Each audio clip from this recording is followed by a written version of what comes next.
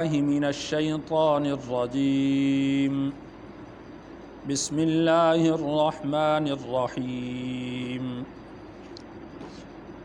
ولا تخزني يوم يبعثون يوم لا ينفع مال ولا بنون ولا تخزنی، اور تو مجھے رسوا نہ کر، یوم یبعثون، جس دن وہ اٹھائے جائیں گے، یوم لا ینفع مال ولا بنون، اس دن کہ نہیں نفع دے گا مال اور نہ ہی بیٹے۔ اس سے پہلے حضرت ابراہیم علیہ السلام کی دعاؤں کا ذکر تھا، اور ان دعاؤں میں آخری دعا حضرت ابراہیم علیہ السلام کی یہ تھی کہ اے اللہ، جس دن تو ساری کی ساری انسانیت کو از اول تا آخر دوبارہ زندہ کرے گا، اس دن مجھے رسوا نہ کرنا، اس لیے کہ اللہ کے سامنے آدمی اگر اپنے گناہوں کے ساتھ حاضر ہو تو اس سے بڑھ کر اور کوئی رسوائی نہیں ہے۔ اگر کوئی بندہ کسی پر احسان کرے اور دوسرا شخص جس پر احسان کیا گیا ہے اپنے محسن کا نافرمان ہو، اس کی سرکشی کرے، تو وہ اس کے سامنے جانے سے بھی شرماتا ہے۔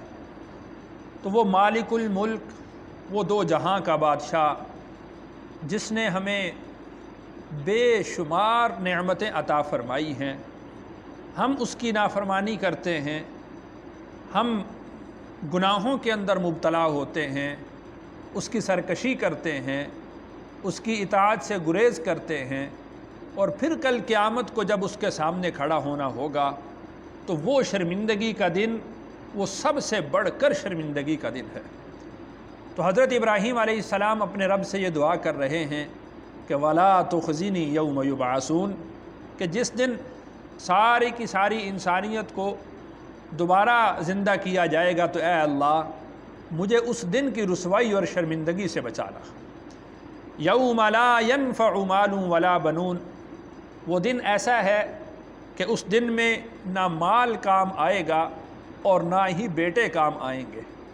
یعنی وہاں پر جو کرنسی ہے وہ اعمال کی چلے گی، وہ اولاد کی کرنسی، جس طرح دنیا میں آدمی اپنی اولاد پر فخر کرتا ہے کہ میرے 6 بیٹے ہیں، میرے 10 بیٹے ہیں، وہ میرے ساتھ کھڑے ہونے والے ہیں، میرے دائیں بائیں چلنے والے ہیں، میری پشت پر میرے 10 بیٹے ہیں، میں جہاں پر جیسے جی چاہوں وہ کر سکتا ہوں۔ یا کسی کو اپنے مال پر گھمنڈ ہوتا ہے کہ میں پیسے کے ذریعے سے اپنی ضروریات کو پورا کر سکتا ہوں، میں پیسے کے ذریعے سے عہدہ اور منصب حاصل کر سکتا ہوں، میں پیسے کے ذریعے سے عزت حاصل کر سکتا ہوں۔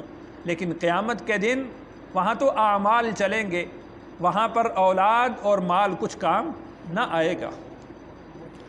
الا من اتى اللہ بقلب سلیم، ہاں مگر جو شخص اللہ کے پاس آیا سالم دل لے کر، صاف دل لے کر۔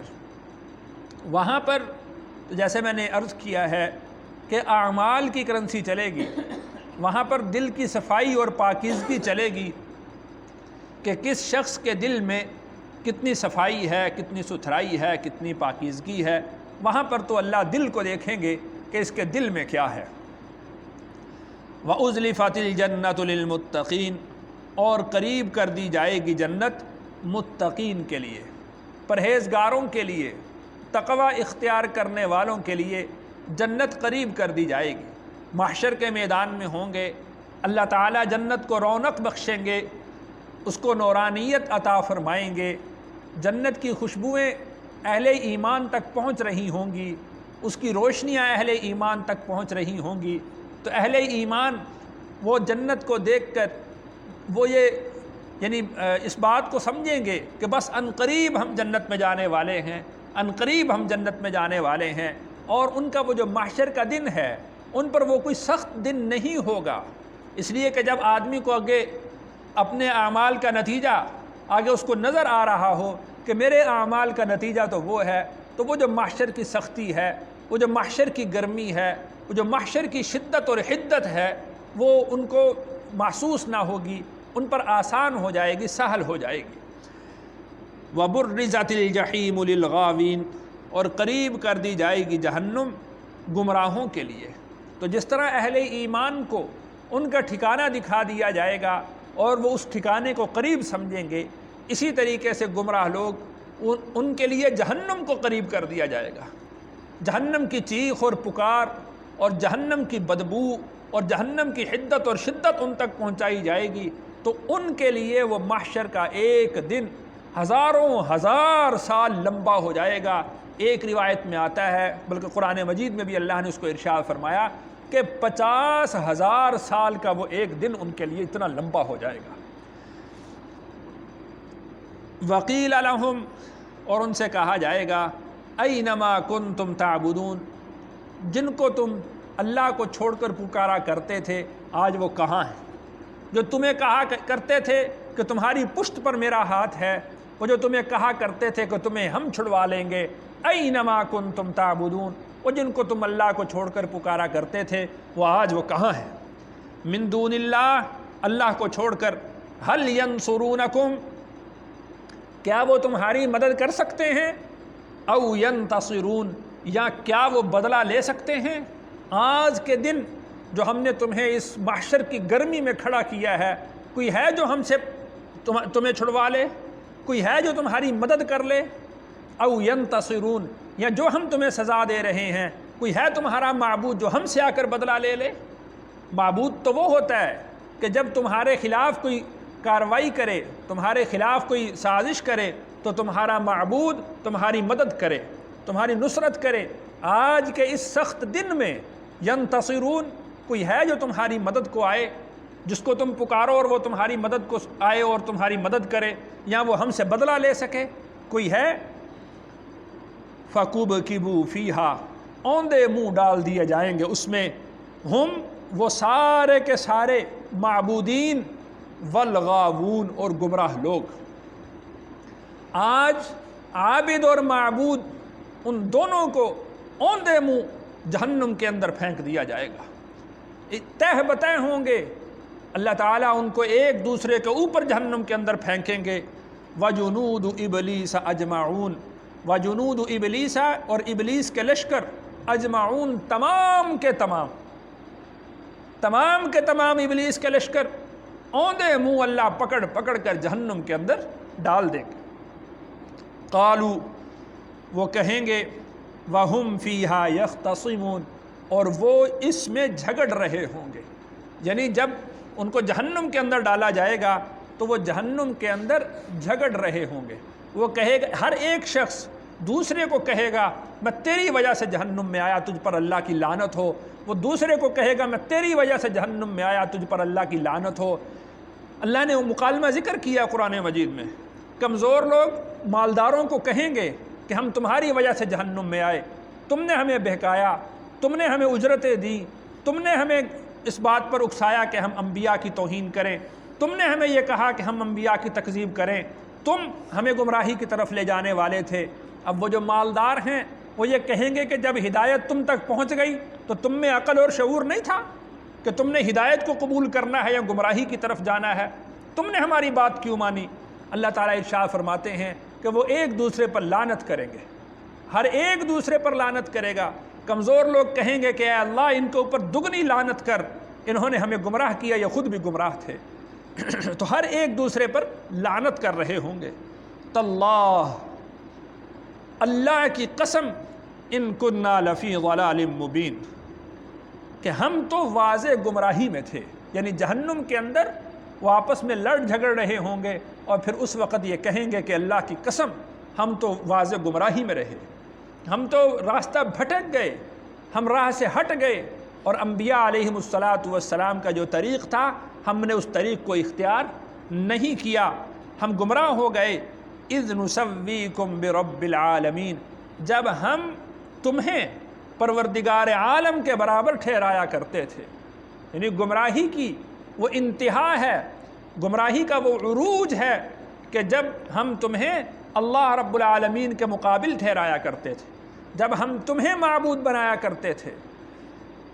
وما اضلنا الا المجرمون، وہ کہیں گے کہ ہمیں تو گنہگاروں نے گمراہ کر دیا، کوئی بات نہیں، اب کر لو، ایسے ہو جائے گا، ایسے ہو جائے گا، پھر توبہ کر لینا، پھر چل پڑنا، یہی تو گمراہی ہے۔ اللہ ارشاد فرماتے ہیں وہ یہ کہیں گے کہ وما اضلنا الا المجرمون، کہ ہمیں تو گمراہ لوگوں نے گمراہ کر دیا۔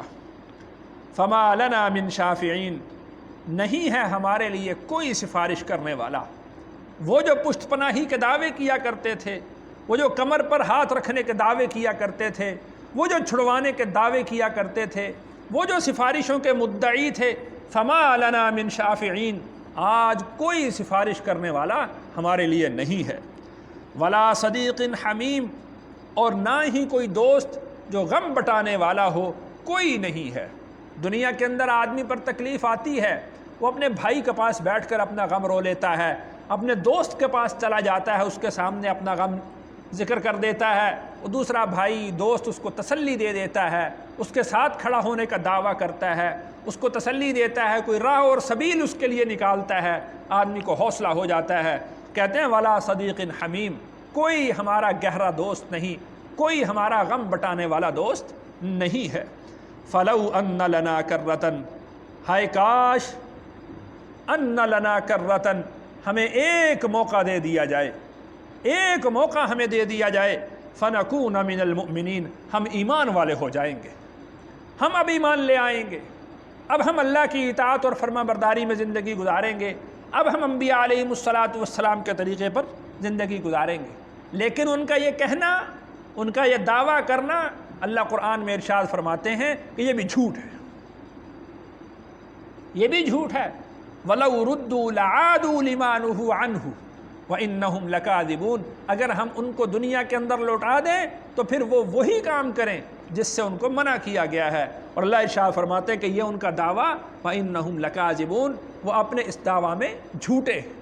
اس لیے کہ آدمی کی فطرت وہ اس کے منہج کو واضح کرتی ہے، اس کے راستے کو متعین کر دیتی ہے۔ اگر وہ اس کی فطرت میں اللہ کی اطاعت اور فرما برداری ہے تو اس سے معلوم ہوا کہ وہ اللہ کی اطاعت اور فرما برداری کی طرف چلنے والا ہوگا۔ اور اگر آدمی کی فطرت کے اندر نافرمانی لکھی گئی ہے، اس کو ایک چھوڑ کر ہزارہ موقع بھی دے دیے جائیں تب بھی وہ اللہ کی نافرمانی ہی کی طرف جائے گا۔ تو وہ ان کی خواہش کیا ہوگی؟ فلو ان لنا کرۃ، اے کاش کہ ہمیں ایک موقع مل جائے، فنکون من المؤمنین، تو ہم ایمان والے ہو جائیں گے۔ ان فی ذلک لآیہ، اس میں البتہ نشانی ہے۔ وما کان اکثرهم مؤمنین، لیکن ان میں سے اکثر لوگ ایمان لانے والے نہیں ہیں۔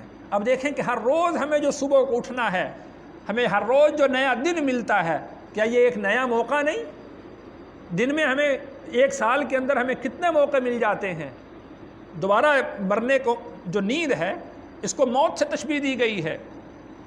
تو جب آدمی سو کر اٹھتا ہے تو گویا کہ یوں سمجھیے کہ موت کے بعد اس کو نئی زندگی ملی ہے۔ تو جو زندگی ہماری کل کے دن تھی وہی زندگی آج کے دن ہے۔